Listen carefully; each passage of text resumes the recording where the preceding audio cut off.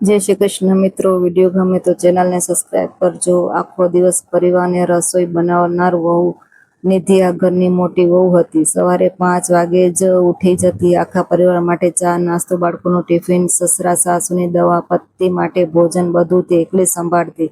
ઘરમાં કુલ 13 સભ્યો હતા। દરેકની પસંદ અલગ અલગ, કોઈને ઓછું મીઠું, કોઈને તીખું તો કોઈને ગરમા ગરમ રોટલી જોઈએ। નિધિ ક્યારેય ફરિયાદ કરતી ન હતી। બધાના ચહેરા પર ખુશી જોઈને તેને સંતોષ મળતો। એ દિવસે પણ તેણે વહેલી સવારે રસોઈ શરૂ કરી। કલાકો સુધી રસોડામાં ઊભી રહીને બધા માટે જમવાનું બનાવ્યું। બધા એક પછી એક જમવા બેઠા। નિધિ સૌને પ્રેમથી પીરસતી રહી। કોઈએ પૂછ્યું નહીં કે વહુ તું જમી લે કે નહીં। બધા જમ્યા પછી નિધિ થાકી ગઈ હતી। રોટલી ખતમ, શાક ખાલી, દાળનું વાસણ પણ સાફ, શીરો પણ એક ચમચી ન રહ્યો। નિધિ થોડી ક્ષણો માટે ચૂપ થઈ ગઈ। તેના પેટમાં સવારથી ભૂખ હતી, પણ તેણે કોઈએ કંઈ કહ્યું નહીં। તેણે માત્ર એક જ ગ્લાસ પાણી પીધું અને વાસણ ધોવા લાગી। એ સમયે ઘરના સૌથી નાના દીકરા વિવાને આ બધું જોઈ લીધું।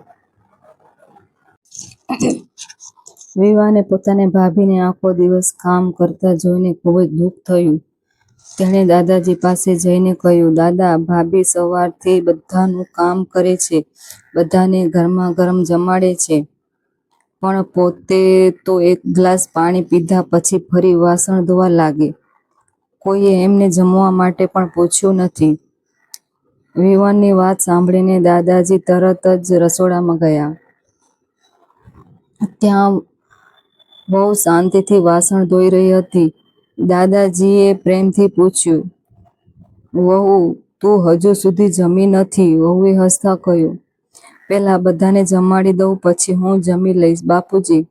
દાદાજીની આંખોમાં આંસુ આવી ગયા। તેઓ તરત જ હોલમાં ગયા અને આખા પરિવારને બોલાવ્યા। આજથી ઘરમાં એક જ નિયમ રહેશે, સૌ સાથે બેસીને જમશે અને ઘરની વહુ છેલ્લે નહીં, બધાની સાથે જમશે। જે ઘરની વહુ સન્માન નથી કરતું તે ઘર ક્યારેય સુખી રહેતું નથી।